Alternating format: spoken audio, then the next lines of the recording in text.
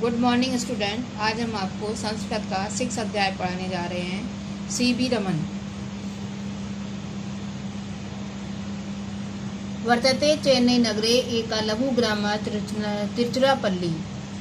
चेन्नई नगर में तिरुचिरापल्ली नामक एक छोटा गांव है।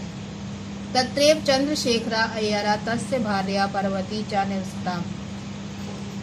वहीं पर चंद्रशेखर अय्यर और उनकी पत्नी पार्वती रहते थे। व्यवसायेन अध्यापिका स्व विद्यार्थी भी सह सुखेन जीवनम यापयति। वह व्यवसाय से अध्यापक और अपने विद्यार्थियों के साथ सुख से जीवन यापन करते थे। नवंबर मास से सप्तम्या तारीख्या 1888 तमे ईस्वी याब्दे पार्वत्या एका पुत्रा अभवत्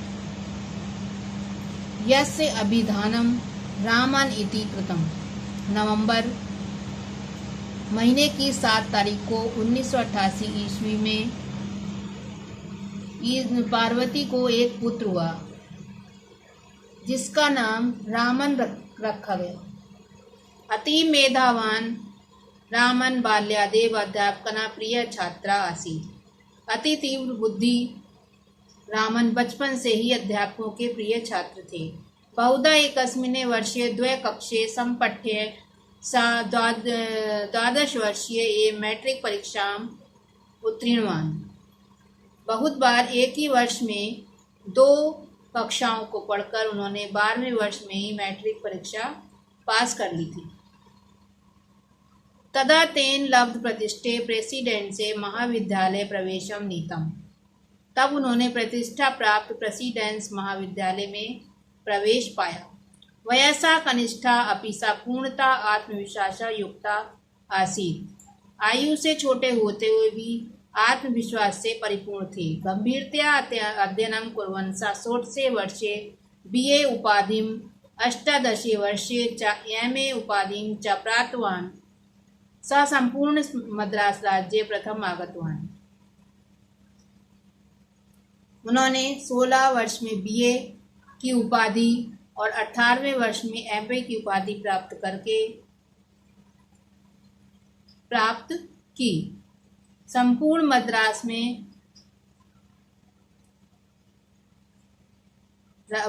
राज्य में प्रथम स्थान आया।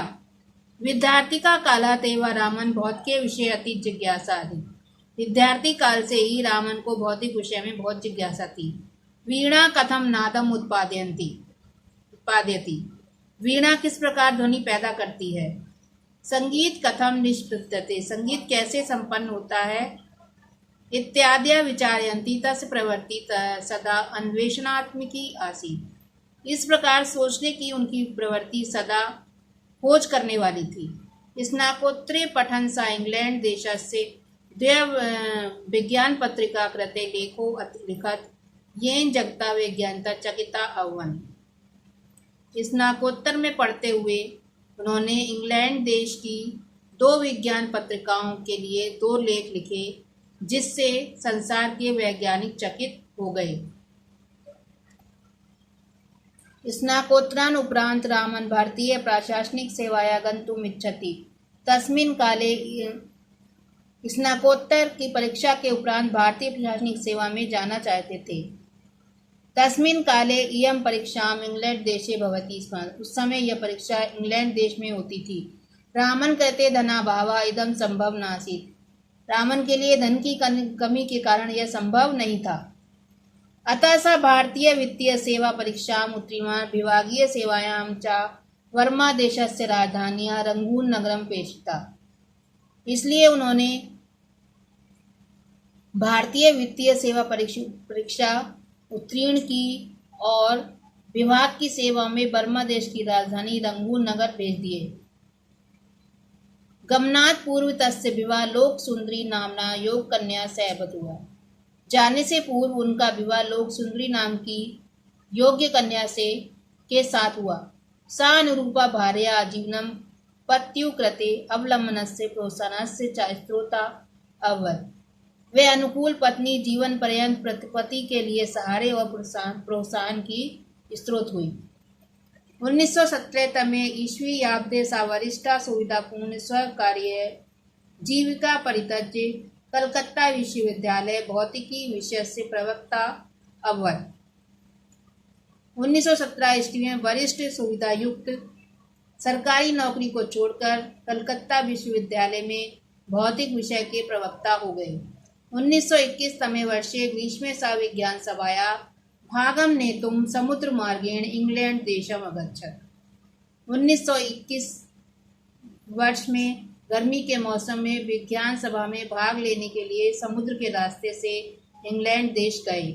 सागरस्य नीलवर्णस्य मुग्धा चमटस्य चासा तस्य विषय गंभीरम अनुसंधानम अकृतम अन्वेषितां च यत् सूर्यकिरणानां प्रकीर्ण प्रभावा नीलवर्णम उत्पादयति।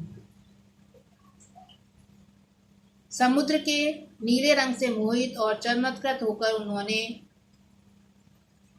उसके विषय में गंभीर अनुसंधान और खोज किए कि सूर्य की किरणों के प्रकीर्ण का प्रभाव नीला रंग पैदा करता है। तस्य अयम अनुसंधाना रामन प्रभावा नामना विख्याता जाता। उनका यह अनुसंधान रामन प्रभाव नाम से प्रसिद्ध हो गया। 1930 तमे वर्षे रामनस्य सिद्धान्तस्य कृते नोबेल पुरस्कारं प्राप्तवान्। 1930 वर्ष में रामन ने इसी सिद्धांत के लिए नोबेल पुरस्कार प्राप्त किया। तदिनात् आरभ्य तस्य अन्वेषणस्य स्मृतो फरवरी मासस्य 28 तारिका राष्ट्रीय विज्ञान दिवस इति रूप मान्यते। उस दिन से लेकर इस खोज की स्मृति में फरवरी माह की 28 तारीख को राष्ट्रीय विज्ञान दिवस के रूप में मनाया जाता है। बाल्यकाले धनाभावस्य अनुभवं कृत्वा रामन धनस्य सदैव सचेता आसीत्। बचपन में धन के अभाव को अनुभव करके रामन धन के व्यय पर हमेशा सचेत रहते थे। तस्य अनुधानस्य उपकरणानि सरलानि अल्प व्यय एवं उपलभ्यानि आसन। उनके अनुसंधान के उपकरण सरल कम खर्च से में ही उपलब्ध थे। सा कथयति स्म अन्वेषणं तु परिश्रमेण बुद्ध्या च जायते न तो मूल वृद्धि उपकरणे। वे कहते थे परिश्रम से और बुद्धि से होता है, ना कि मूल्यवान उपकरणों से। इंग्लैंड देशस्य कैम्ब्रिज विश्वविद्यालये अनेकशः रामानां विभिन्न पदेषु आमन्त्र्य परम रामानन् दृढ़ देशभक्ता आसीत्। इंग्लैंड देश के कैम्ब्रिज विश्वविद्यालय में अनेक बार रामन को विभिन्न पदों पर बुलाया गया, परंतु रामन पक्के देशभक्त थे। सा अकथयत् अहम सर्वप्रथम भारतीय अस्मि। उन्होंने कहा मैं सबसे पहले भारतीय हूँ। स्वदेशम त्यक्त्वा कदापि गंतुम न शक्नोमि। अपने देश को छोड़कर कहीं भी नहीं जा सकता हूँ। 1948 तमे वर्षे सा रामा अनुसंधानम संस्थापन स्थाप्यत एवं संपत्ति च तस्य कृते अवदत्। 1948 वर्ष में उन्होंने रामन अनुसंधान संस्थान की स्थापना की और अपनी संपत्ति को उसके लिए दान कर दिया।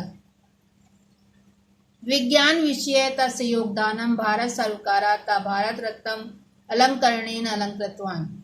विज्ञान विषय में उनके योगदान से भारत सरकार ने उन्हें भारत रत्न अलंकार से सम्मानित किया। वयं वर्णान कथम पश्यामः। हम लोग रंगों को कैसे देखते हैं। पुष्पेणु नाना वर्णा कस्मात् जयन्ति। फूलों में अनेक रंग कैसे हो जाते हैं। इत्यादि कृत्या सा द साइकोलॉजी ऑफ विजन इति पुस्तकम अलिखत। इसको आधार मानकर उन्होंने द साइकोलॉजी ऑफ विजन नामक पुस्तक को लिखा। सभाषु सा अतीवा लोकप्रिय वक्ता आसीत्। सभाओं में वह बहुत लोकप्रिय वक्ता थे। विज्ञान विषयम अति रुच्या सपि सा रोचकम प्रभावी भाषणम दातुम प्रभवति स्म। विज्ञान विषय के अतिरिक्त वह रोचक और प्रभावी भाषण देने में समर्थ थे। 1970 तमे वर्षे नवम्बर मासे 21 दिनांके अयं नायकः हृदयाघातेन अस्मान् त्यक्त्वा परलोकं गतवान्। 1970 ईस्वी में नवंबर मास की 21 तारीख को ये महानायक हृदयघात के कारण हमें छोड़कर परलोक को चला गया। तस्य अंतिम उद्गारा आसनम, उनके अंतिम उद्गार थे सत्पुरुष सद्विचारा सदुपकारणी सत्परिणामा प्रणमामा वयम एतादृशम महापुरुषम। सत्पुरुष सद्विचार सदुपकरण सत्य प्रणाम, हम ऐसे महापुरुष को प्रणाम करते हैं। धन्यवाद।